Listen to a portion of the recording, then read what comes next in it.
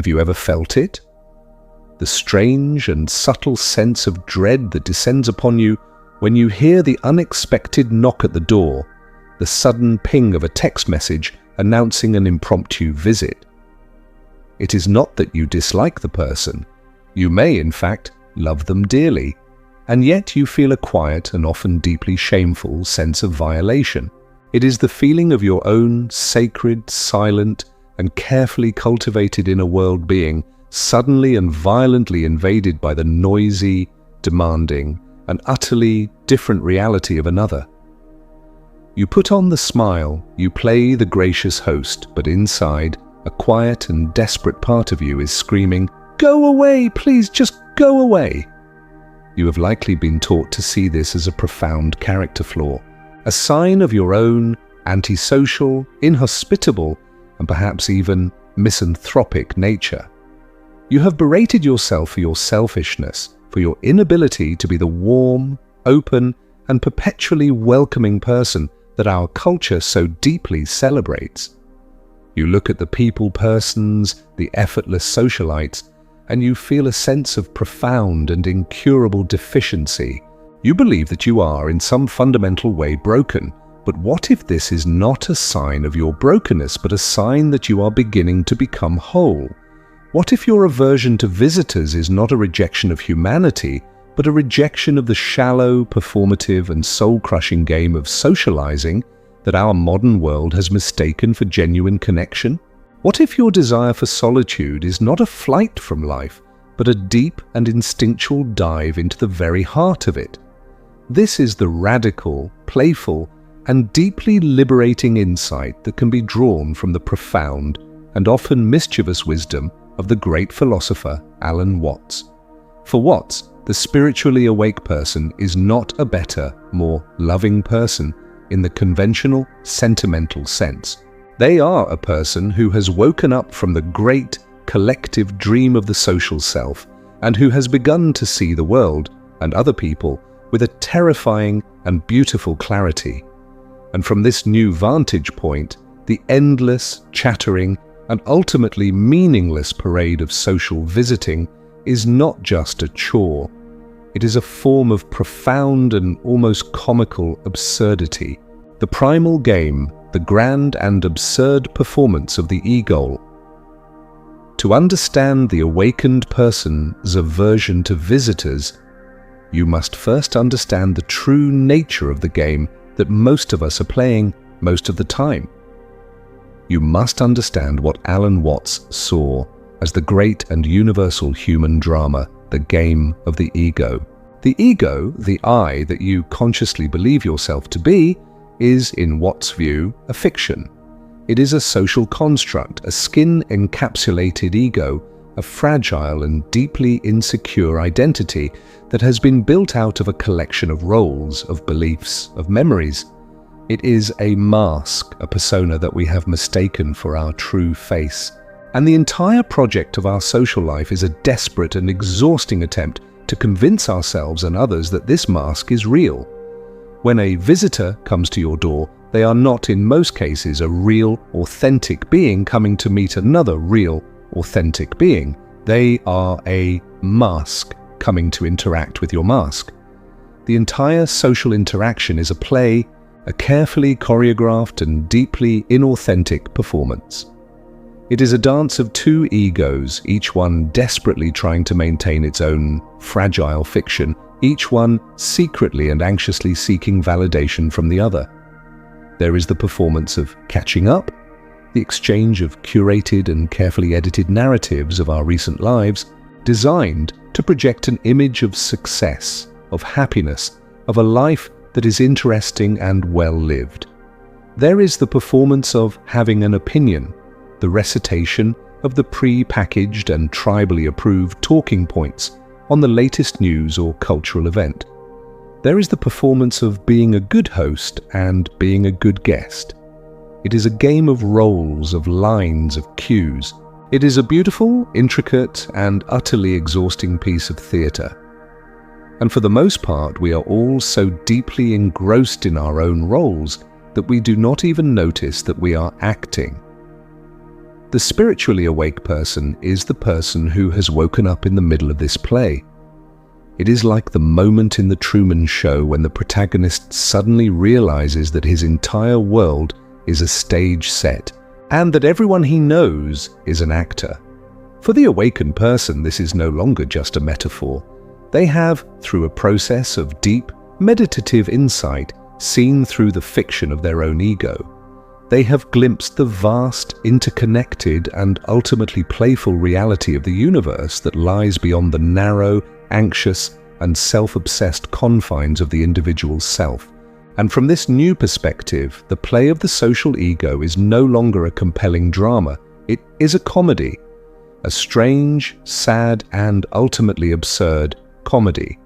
To continue to participate in it, to put on the old mask and to speak the old lines, feels not just inauthentic, it feels profoundly and comically ridiculous.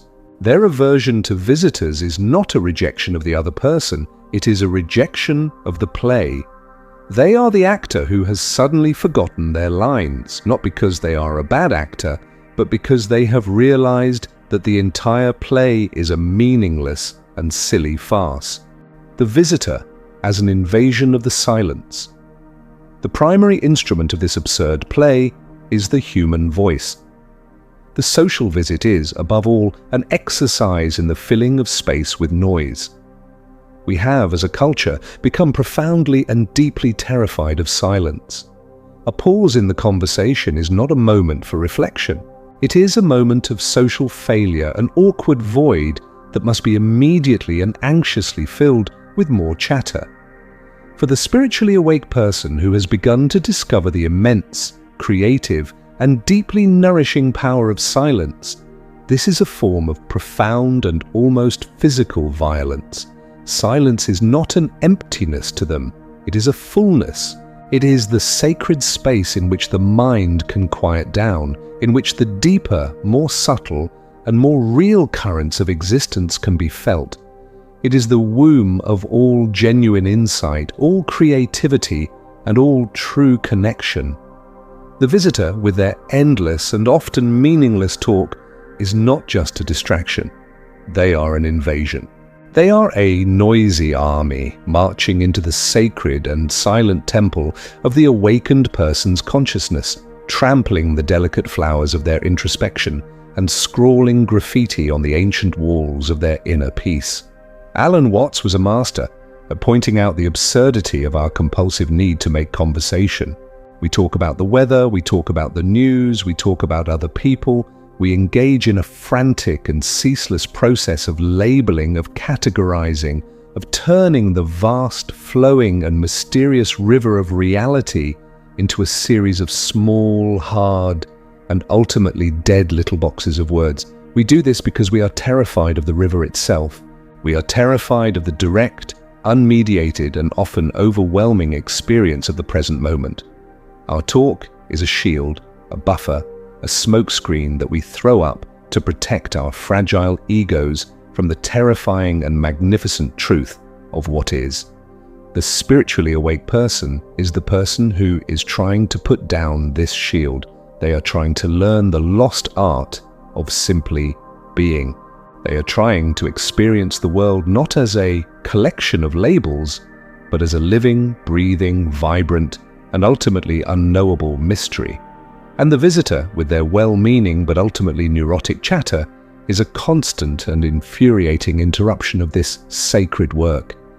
They are the person who is trying to have a profound, mystical experience in a beautiful cathedral, and their friend is constantly tapping them on the shoulder to point out the interesting architectural details of the ceiling.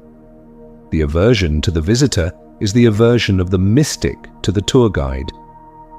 The illusion of the separate self. The visitor as a redundant. Fiction. We have now reached the deepest and most radical layer of the awakened person's aversion to visitors. It is not just that the social game is absurd, and it is not just that the chatter is an invasion.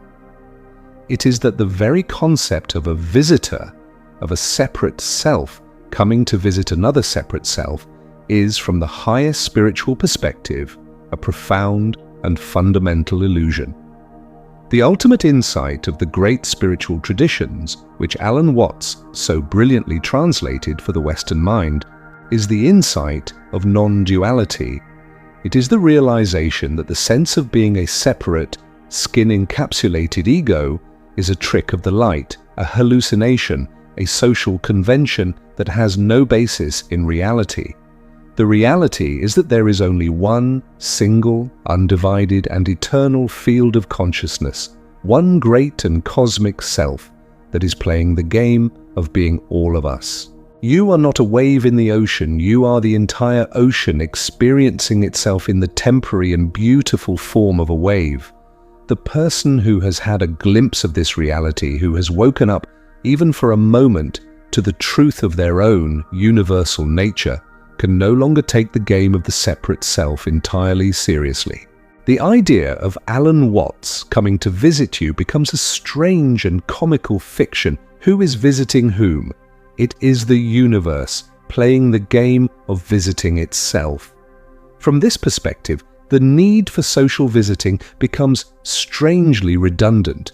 If you are already, in your deepest and truest nature, one with all of existence, then what is the need to engage in the clumsy and often frustrating ritual of trying to connect with another person?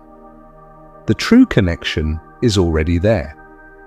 It is the very ground of your being. The social visit is like a person who is standing in the middle of the ocean, dying of thirst and desperately trying to get a drink of water from a small plastic bottle. It is a profound and tragic misunderstanding of the situation. This does not mean that the awakened person becomes a hermit who never interacts with other human beings, but their interactions are of a different quality. They are no longer driven by the anxious and needy desire of the ego to feel connected, to be validated, to be seen. They are driven by the free, playful, and loving expression of a consciousness that knows it is already connected to everything. They can play the game of being a person, they can engage in the dance of conversation, but they are not fooled by it. They know that it is a game, a dance, a beautiful and temporary illusion. Their aversion to the conventional, obligatory social visit is the aversion of a person who has tasted real, vintage wine to a cheap and sugary soda. It is not that they are a snob, it is simply that they have experienced something of a far higher and more nourishing quality, and they are no longer interested in the counterfeit. They would rather be alone, in the silent and profound communion with the whole of existence, than to be in a room full of people playing a game that they know, in their bones, is a beautiful and ultimately heartbreaking lie. The path of the playful hermit. The choice.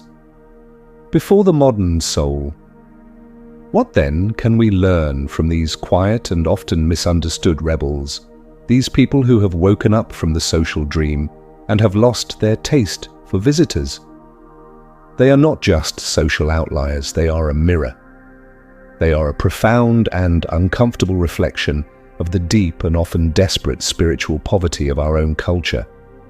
They show us how addicted we have become to the cheap, fleeting, and ultimately unsatisfying drug of social validation.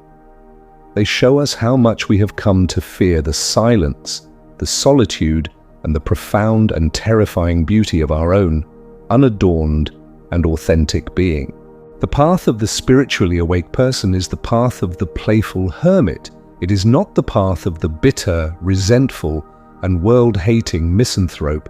It is the path of the person who has fallen so deeply in love with the real that they can no longer tolerate the fake. It is a path of conscious and often joyful withdrawal, not from life, but from the absurd and exhausting game that we have mistaken for life. The journey for the rest of us, for the ones who are still trapped in the frantic and desperate game of the social ego, is to have the immense courage to ask ourselves what we are so afraid of. What terrifying emptiness are we trying to fill with our endless chatter? What profound and life-altering truths are we refusing to hear both from the world and from our own souls, because we are too busy listening to the sound of our own performance. The person who does not like visitors has given us a great and terrible gift. They have shown us the possibility of a different kind of freedom, a freedom that is not found in the endless and exhausting pursuit of connection, but in the courageous and joyful discovery that we are and have always been already connected. They have shown us that the ultimate form of community is not a room full of people, but a soul that is at peace with its own solitude.